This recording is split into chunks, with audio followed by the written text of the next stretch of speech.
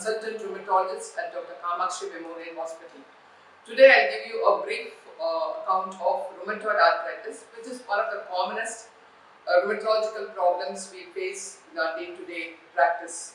The rheumatoid arthritis is a chronic inflammatory polyarthritis. It affects women in the childbearing age group, that is the 3rd to 4th decade predominantly. Men are affected to a lesser extent.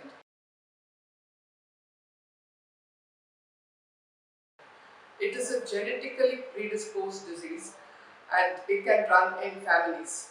So a person who is genetically predisposed to develop this disease, when exposed to an environmental insult like a viral infection, can develop rheumatoid arthritis.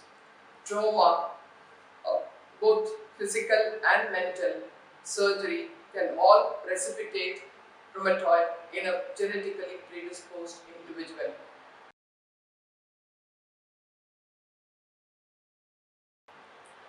In the cold climate can cause an exacerbation of the pain and stiffness in the joints. Rheumatoid arthritis affects multiple joints in a symmetrical manner. That is, it affects the joints on either side of the body, right and left. And small joints of the hands and feet are more often affected, though larger joints like the wrist, elbows, knees, shoulders, ankles can also be affected. Pain and stiffness is more at night and in the early morning. Morning stiffness of more than 1 hour is very characteristic. The swelling and pain in the joints will lead to restricted joint movements, and if left untreated, they can develop deformities of the joints at a later stage. The rheumatoid arthritis is a systemic disease.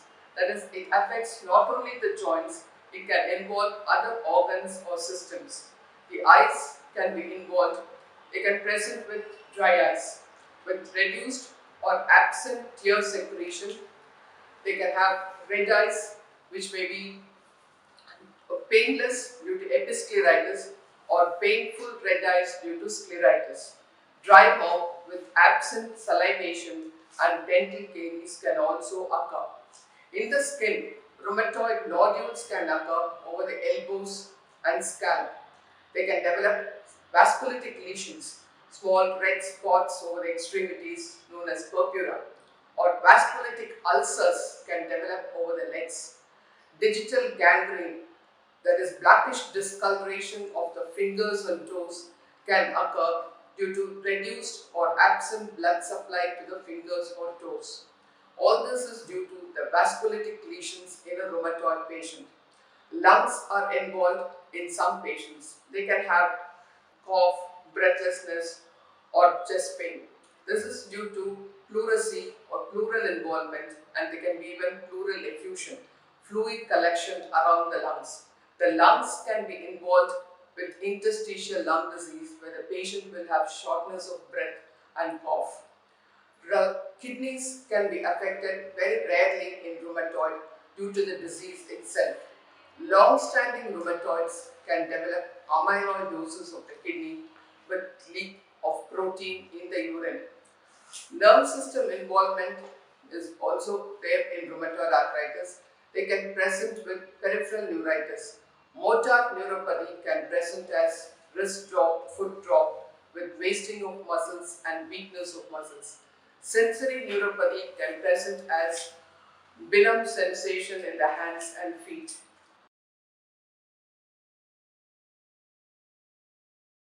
Now coming to the diagnosis, blood tests like the rheumatoid factor and anti-CCP have to be done. They are positive in 80% of patients with rheumatoid. A negative test does not rule out rheumatoid. They are treated as seronegative rheumatoid arthritis. X-rays and MRI of the joints will also help in establishing the diagnosis. X-rays will show evidence of joint space narrowing and subchondral osteoporosis and erosions in the joints. Greater details can be obtained. You can find in the MRI of the joints, which can show evidence of synovial thickening, synovial effusion, and bone marrow edema. All these will help in establishing the diagnosis. CT scan of the chest will help in making a diagnosis of interstitial lung disease. Now coming to the treatment, rest to the joint is the most important treatment. Initially, rest to the joint will bring down the inflammation. Then we have to give non-steroidal anti-inflammatory drugs and low-dose steroids to reduce the inflammation. Low-dose steroids will also prevent joint erosion. Disease-modifying anti-rheumatoid drugs have to be started immediately. These drugs are slow in acting. Their efficacy will be evident only after 8 to 12 weeks. So once these drugs start acting, non-steroidal anti-inflammatory drugs and steroids can be tapered and withdrawn over a period of 3 to 6 months. If the patient fails to respond to conventional DMRDs, biologic DMRDs can be tried. These are injectables which are given either subcutaneously or intravenously. These are directed against inflammatory cytokines like TNF or IL-6 or against the B lymphocytes which produce the rheumatoid factor.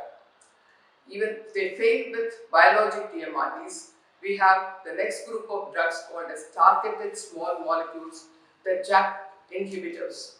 These are newer drugs in our armamentarium in the treatment of rheumatoid arthritis.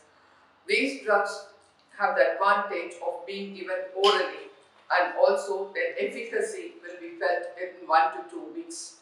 But before starting the patient on biologic DMRDs or JAK inhibitors, patient has to be screened for viral markers like hepatitis B, C, HIV and tuberculosis, because the risk of infection with these drugs is high.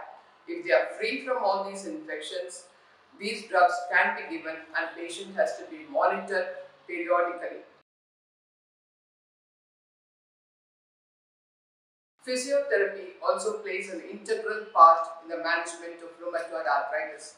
Heat therapy like IFT or wax will help in reducing the pain and inflammation. Then joint mobilization and muscle strengthening exercises are to be taught. Various assisted devices like splints, walking aids can be given to help them keep mobile and prevent deformities.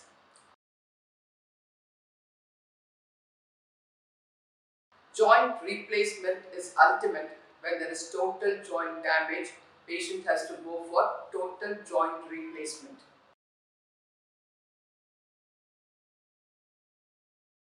So periodic evaluation of the patient is to be done to assess the disease activity and to monitor whether there are any side effects with the drugs. Early diagnosis and starting treatment early and regular follow-up will help in controlling the disease. The disease has to be kept under control. Our motto is treat to target. What is the target? To achieve remission or maintain low disease activity with minimum drugs. Therapy should aim in maintaining good functional activity of the individual. They should be in functional class 1, that is able to do their day-to-day activities without help from others. So early referral to a rheumatologist, early diagnosis and early institution of therapy and regular follow-up will help in bringing the disease under control. Thank you.